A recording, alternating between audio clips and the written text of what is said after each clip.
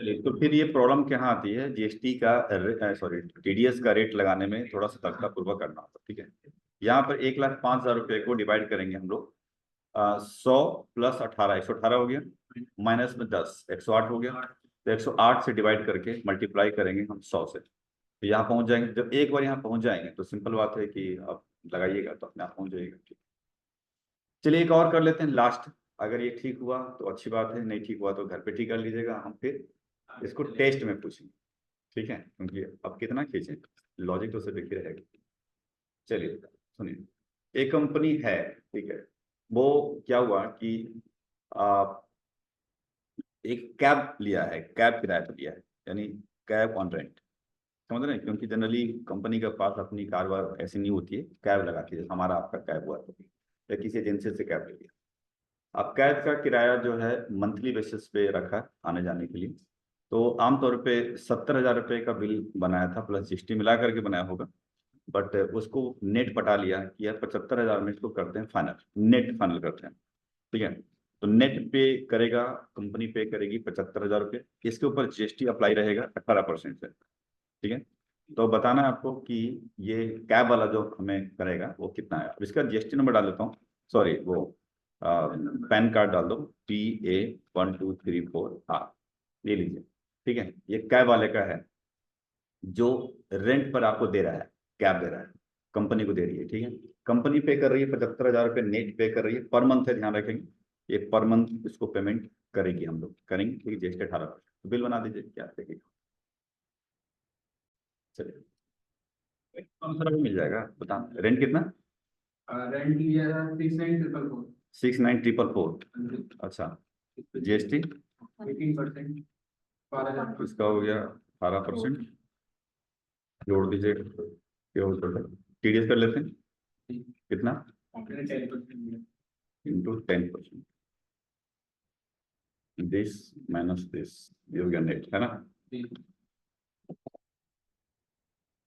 गलत, सबने 10% लगा दिया। तो आप बताओ जरा आंसर। 64,655। 64,655। चलिए, फिर हम ऐसा करते हैं, कॉपी कर लेते हैं इसको, तो ज्यादा आसान है। और 64,655 आपके, और इसमें से हम लगाएंगे 2%, यही कहना चाह रहे हो ना? 12%। 12 डाल दिए, सॉरी। तो आ गया राउंड फिगर में 75,000। अब दोनों में 75,000 क्योंकि वो होता क्या है कि वो तो घुमा फिरा के वही आएगा, टीडीएस का चक्कर लगता है तो। लेकिन इसकी टीडीएस रेट है 2%, सेक्शन 194 आई में। क्योंकि सेक्शन 194 आई में कहता है, दो रेट्स है ना उसमें, दो रेट में, एक है फर्नीचर और बिल्डिंग, जमीन यानी लैंड, फर्नीचर बिल्डिंग पर 10% है टीडीएस काटने के लिए, और प्लांट एंड मशीनरी के ऊपर है 2%। और ये प्लांट मशीनरी कैटेगरी में आते हैं, कैब हो गया, आपको मशीन ले रहे हैं किराए, जैसे जनसेट हो गया किराए पे ले रहे हैं, या कॉपी कॉपी मशीन लेते हैं वो होता है, कॉफी की मशीन लेते हैं वो होता है, फिर प्रिंटर लेते हैं मशीन, ऐसा करके 2%, मशीन की आइटम जितने भी 2%। ठीक है, तो मेथड समझ में आ गया, लेकिन टीडीएस रेट में फंसेंगे तो वो अपना थोड़ा ध्यान दे देना, बाकी तो आपको समझ में आ गया कैसे कैच करना है। चलिए फिर आगे बढ़ते हैं, कोई कंफ्यूजन इसमें है नहीं, बढ़े। अच्छा, इसमें अगर कभी कभी जीएसटी लगा के नहीं देगा तो क्या होगा? होता है ना, कभी कभी वेंडर, छोटे मोटे वेंडर होते हैं, जीएसटी लगा के नहीं दिया तो क्या हो? जैसे मान लीजिए सीए फॉर्म की बात करेंगे, आमतौर पर हमने देखा है कि सोचते हैं कि नए नए सीए फॉर्म खुला है उनके पास, हाँ, तो बिना उसके देते हैं, क्योंकि 20 लाख से ऊपर गया नहीं उनको, ये करते हैं। अब यही बात है कि एक कंपनी से रेटी की बात करते हैं, सीएस की बात कर लेते हैं हम, ठीक है। आपकी कंपनी है एबीसी लिमिटेड, और एक सर्विसेज की लिया उसने, और जो भी ये बात हुई थी, लेकिन फाइनली उसने, एग्जाम्पल के तौर पर थोड़ा बड़ा काम था तो 60,000 में नेट फाइनल कर दिया उसने। तो कितना चार्ज करेगा वो? 60 में कितना काटेगी? हाँ, बस नहीं, वो नेट आपको चेक बना के देना है, आप चेक बना के दे रहे हो, तो वो ओरिजिनल अमाउंट कितना चार्ज किया था? 60,000। 66,000 करेगा, 66,000, यही ना? और कोई है? ये जरूरी नहीं है किसी को, मैं कह रहा हूँ कि कुछ हो सकता है। उसने चार्ज कितना किया था? 66,000 किया था उनके हिसाब से, आप लोग बताओ कोई और चेंज हुई?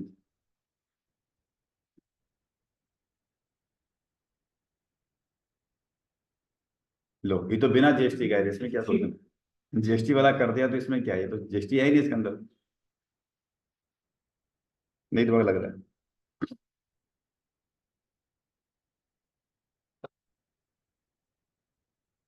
तो ये बता रहे हैं गलत है। सर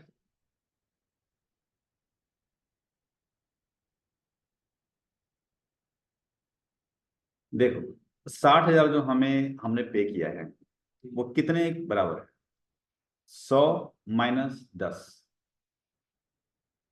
90 के बराबर है, तो मल्टीप्लाई 100 कर लीजिए, तो बिल दिया होगा 66,667, यानी राउंड फिगर करें तो ऐसा आएगा। समझ रहे? अब टेस्टिंग कर लो ना, इसका निकालो 10%, अपने टीडीएस प्रोफेशनल है तो काटोगे, तो 20 - 10, अब जाके बनाना 60,000। आपने 60,000 उसको 10% निकाल दिया, जोड़ दिया, नीचे से चलना है ना हमें, हमें जोड़ना थोड़ी है, हमें तो घटा करके अमाउंट है दिया हुआ, इसीलिए उसको उसको कम मानना है ना।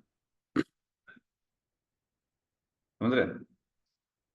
एक ऐसी कैब वाला हमें 60,000 का हमने उसको नेट दिया, अब बताओ क्या करें। मतलब हमारे पास 20 लाख की टर्नओवर नहीं, एक गाड़ी थी, हमने दे दिया किराए पर, जीएसटी लगाई नहीं हमने, क्योंकि मेरे पास इतना बिजनेस चलता ही नहीं है ना। तो 60,000 रुपये नेट हमने मतलब कंपनी ने पे किया मुझे, तो मेरा ओरिजिनल रेंट कितने का था?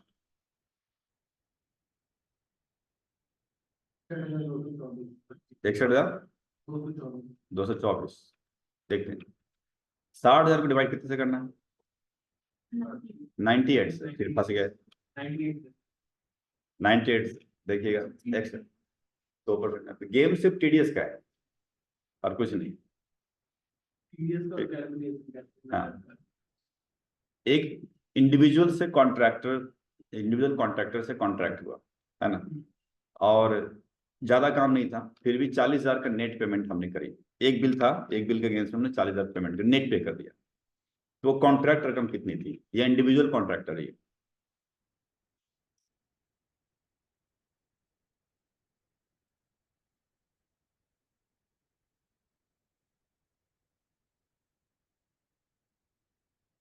चार 40,000 को डिवाइड करा कितने से, 99 99 से, मल्टीप्लाई किया 100, ये आ गया 40,404 रुपये। सिंपल।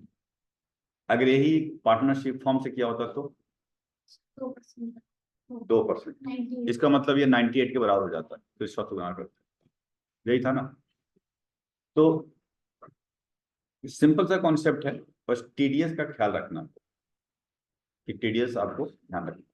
पीडीएफ को देखना माइंड को। की सेक्शन में जाके, ठीक है। चलिए, तो ये जो बिल बनाने वाली प्रक्रिया थी, ये भी हमने आपको बता दी। अगले पॉइंट पे लेके चलते हैं आप लास्ट, कि टीडीएस एडवांस अमाउंट के ऊपर आपको काट कर पे करना है। इसका क्या मतलब है दिखाते हैं, सुनिए। आमतौर पे हमने भी पढ़ा कि बिल जब आता है तो हम टीडीएस काट लेते हैं, पेमेंट भले पार्टी को बाद में करें, फर्क नहीं पड़ता है, टीडीएस की जिम्मेदारी ले लेते हैं और सरकार को दे देते हैं। लेकिन हुआ क्या है कि एक कॉन्ट्रैक्ट हमने दिया किसी को, जो टोटल कॉन्ट्रैक्ट 1,20,000 की थी, इसके ऊपर 18% जीएसटी लगाना था उस कॉन्ट्रैक्टर को, तो टोटल बिल हमें देगा 1,41,600 रुपये। जो कॉन्ट्रैक्टर है उसकी जो वो है पैन कार्ड नंबर, वो हम दे रहे हैं ऊपर में, ASDF है 1234R, तो इसका मतलब क्या हुआ, कितने परसेंट कॉन्ट्रैक्ट, 2% टीडीएस कर सकते लगेगा। अब हुआ क्या है कि उसने एडवांस मांग लिया थोड़े बहुत, कि एडवांस हमने पे किया, उसने बोला एडवांस आप सर दे दो कुछ, जैसे 40,000 दे दो, तो हमने 40,000 रुपये, 30,000 रुपये या 20,000 रुपये हमने एडवांस दे दिया, मांगा उसने। बट एडवांस मांगने पर भी हमें टीडीएस काट के देना है। 20,000 उसने मांगा, ठीक है, अच्छी बात है, लेकिन 20,000 का 2% हमें बनता है 400 रुपये, जो टीडीएस काट कर हमें पे करना पड़ेगा। ये रूल है कि अब बिल अभी आया भी नहीं है, लेकिन पेमेंट पहले कर रहे हैं, तो भी आपको टीडीएस काट के ही देना होगा, ठीक है। ये हो गया ग्रॉस, मतलब इसको हम ग्रॉस बोल सकते हैं, और ये हो गया टीडीएस, और ये हो गया नेट, ऐसा बना दिया कॉलम वाइज। अब क्या हुआ कि फाइनल जो अमाउंट है ये हम आ चुका है, यानी बिल आ चुका है, बिल रिसीव हो गया, बिल रिसीव। तो बिल कितने का आया होगा, 1,41,600 का बिल आया होगा। तो टीडीएस कितना काटा होगा हमने, बता सकते हैं? बिल हमारे पास 1,41,600 रुपए का है। इधर ऊपर बिल देखें, PI आया था उसके अंदर। तो टीडीएस हमने इस पल कितना काटा होगा, क्योंकि वो तो पहले की बात है, एडवांस जब था। 1,21,600 को चेक करते हैं कैसे। देखिए 1,20,000 रुपए का टोटल था, हमें तो GST देखना ही नहीं है ना टीडीएस काटने के लिए। 1,00,000 हाँ, तो माइनस करेंगे 20,000 रुपये, तो टोटल 1,00,000 रुपये टीडीएस काटेंगे।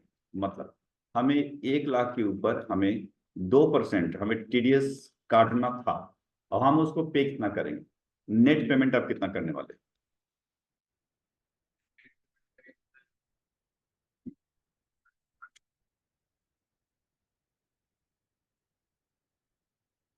नहीं, 1,41,600 है, ठीक है। हमें नेट पे मतलब इतना पे करना था, लेकिन हमें इसमें से काटना कितना था? काटना था 400 रुपये, और काटना था 2,000 रुपये। देखा जाए तो 1,20,000 का नहीं सर, आप ये भी तो माइनस करेंगे ना। हाँ, मैं यही बता रहा हूँ। देखिए अभी समझिए बात को जरा, कि अगर ऐसा मान के चलिए कि हमने पहले एडवांस वन दिया ही नहीं है, कुछ नहीं किया, ऐसा मान के चलिए, आसान रहेगा समझ में। तो हम टोटल 1,41,600 में से काटेंगे ना। कितना काटते हैं? 24 रुपये काट लेते हैं, क्योंकि 1,20,000 का 2%, 24 रुपये होता है, यानी 24 मतलब 400 रुपये ये, और 2,000 ये, मतलब 24 रुपये काटते हैं, तो समझिए। तो हम इसको देते हैं कितना? दिस अमाउंट, लेकिन इसमें से 20,000 का हिसाब किताब ऑलरेडी हो चुका है, ठीक है। तो इसका मतलब है कि हमें जो देना है वो 1,19,200 रुपये हमें देने हैं, क्योंकि 20,000 तो ऑलरेडी हम सेटलमेंट हो गए ना हमारी। तो देखते हैं जरा मिला करके, मैच करके, कि हाँ, एक सेकंड, हमने C4 कितना दिया? 19,600 रुपये दिया। 600 हो जाएगा। हाँ, 19,600 हमने पे किया। तो अब हमें देखिएगा 1,39,000, अब मिला लेते हैं, मैच कर लेते हैं, देखते हैं। अगर 1,41,600 में से माइनस अगर हम सिंपल 24 रुपये करें, तो हमारा यहाँ पे 1,39,200 आ गया, डायरेक्टली समझ रहे हैं? मतलब हमें सिंपल 1,41,600 में से 24 रुपये काट लिया जाए, तो जो यहाँ फिगर आएगा वही मैचिंग यहाँ से होना चाहिए। तो हो गया, मतलब कैसे होता है? आइए सुनिए, हमने क्या किया, ऊपर 2% पर टीडीएस काटना है, यहाँ पर 1,20,000 रुपये देख रहे होंगे, इसमें से हमने यहाँ पर 18% जीएसटी लगा के 41,600 का बिल आना है। ये बिल का है, मतलब PI है, समझिए, एक तरह का परफॉर्मा इनवॉइस से बिल आना है। पहला एडवांस मांगा 20,000 रुपये, उस पर टीडीएस काट लिया 400 रुपये, हम पे कर दिए 19,600 रुपये। बिल आ गया 1,41,600 का, इसमें टीडीएस कितना काटना है? 2,000 रुपये। 2,000 कैसे कटा मालूम नहीं, क्योंकि ऑलरेडी टीडीएस हमें सिर्फ काटना है 1,20,000 के ऊपर। 20,000 के ऊपर टीडीएस ऑलरेडी काट चुका हूँ, तो मतलब 1,00,000 रुपये काटना बाकी रह गया। तो 1,00,000 का 2% 2,000 होता है। अब नेट पेमेंट कितना करेंगे? तो सिंपल समझिए, 1,41,600 में से काटना है 24 रुपया, तो 24 रुपये काट कर हमें पे करना, लेकिन पहले इतना पे कर चुके हैं, उसको घटा दो, काम खत्म करो। तो अब आ गया मुझे 39,200 रुपये। अब मतलब अभी जो प्रेजेंट पे करने वाले हैं वो हम पे करेंगे 1,19,600 रुपये। इसमें हमें एक चीज हो जाए कि जैसे हम मान लो सर GST ऐड करके टीडीएस काट दी, हाँ, तो वो तो ऐसे रॉन्ग हो इस गए। केस में हम क्या कर सकते हैं? देखिए GST काट करके अगर जोड़ करके अगर टीडीएस काट लिया तो अगली बार में एडजस्ट कर सकते हो, लेकिन अगली बार ध्यान नहीं दिया मतलब फाइल तो क्या करते करेंगे? हैं, बिल्कुल, करते रहते हैं। तो आपको फिर ये करना होगा कि आपको वही अमाउंट जमा कराना आपको। अगर आपने जमा नहीं कराया, जमा भी करा दिया, नहीं वैसे पूछ रहे हैं, नहीं नहीं, मैं वही कह रहा हूँ कि अगर देखिए बहुत सारे केसेस होता है ना, जैसे पहले है कि आपने टीडीएस काट दिया विद GST, लेकिन आपने जमा नहीं कराया। एक बात करते हैं, विद GST काट लिया बट जमा नहीं कराया, तो उतने अमाउंट वापस कर दो DNCN से। आपने जमा करा दिया, अब क्या करें? तो जमा करा दिया तो आप उतना ही के हिसाब से जमा भी करो, रिटर्न भी फाइलिंग करो। फिर GST वाले तो हाँ हाँ हाँ, क्योंकि आपके पास रखना नहीं है ना, वो तो जमा कर दिया ऑलरेडी, तो अब तो आपका है नहीं, अब तो वो बंदा लेगा ना, हक करेगा, क्योंकि और से वो चारा नहीं है। वही रिपोर्टिंग कर दो रिटर्न। तो फिर उस पार्टी को फिर वो अगर एक्सेस हो गया है, एक्सेस से अगर कोई GST एक्सपेंस में दिखा देगा कोई दिक्कत नहीं, तो रिफंड मिल सकता है। हाँ टोटल मिल जाएगा। और सर एक ऐसे भी होता है, मान लो फॉर एग्जांपल मैंने एक्स्ट्रा काट दिया, हाँ जैसे हाँ काटना था 2% हाँ, काट दिया ऐसा 5%, बहुत देखने को मिला है। हाँ। जैसे कॉन्ट्रैक्ट में ध्यान नहीं होता है, 2% काटूं 10% काटूं, काट लिया 10%, 10% काट कोई बात नहीं, हम रिपोर्टिंग करेंगे 10% में, दिया। 194J में करेंगे, लेकिन हमारे नेचर ऑफ बिजनेस के हिसाब से 2% माना चाहिए, तो रिटर्न फाइलिंग का हम 2% पे ही करेंगे। यानी हम कॉन्ट्रैक्ट बेसिस पे करेंगे, और वो भले 100 हो जो भी हो, ठीक है, हमारा टोटल अमाउंट जैसा क्लेम करते हैं वो आ जाए, कोई दिक्कत वो तो मैं सर 190 जो भी करे हमने, जैसे 2% का था, मैंने 10% 5% पर काटते जा रहा हूँ, बट तो वहां पे जो फाइलिंग हो रही है लास्ट में पता चला मैं 2% काटा था, तो मैं फाइल कर रहा हूँ 2% से।